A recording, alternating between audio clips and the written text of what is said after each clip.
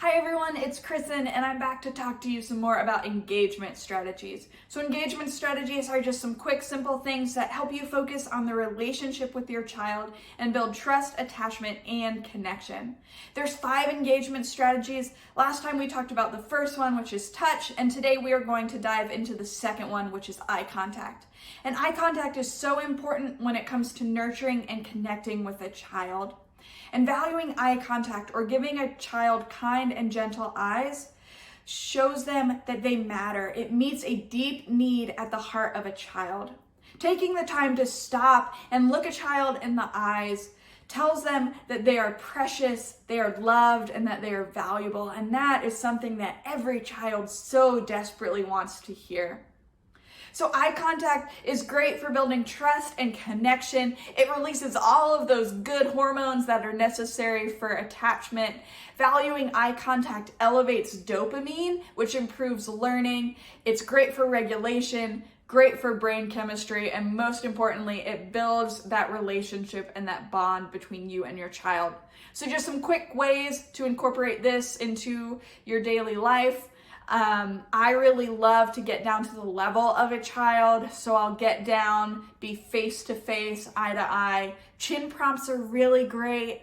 Saying things like, hey, let me see those eyes, or can I get some good eyes, or hey, can I see your beautiful eyes? When you want to communicate something and you want their attention and it might be important, requesting eyes is great. So you can say, hey, let me see your eyes.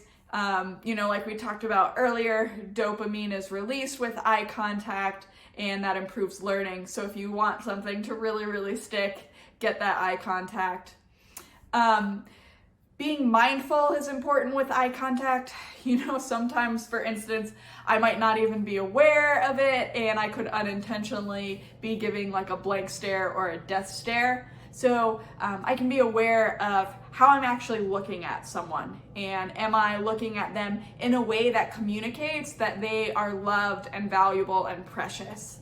Also, we're all so busy, and so sometimes a child might be talking to me and I have my back to them doing something else, and so just stopping and taking that time to turn and look at them and make that eye contact.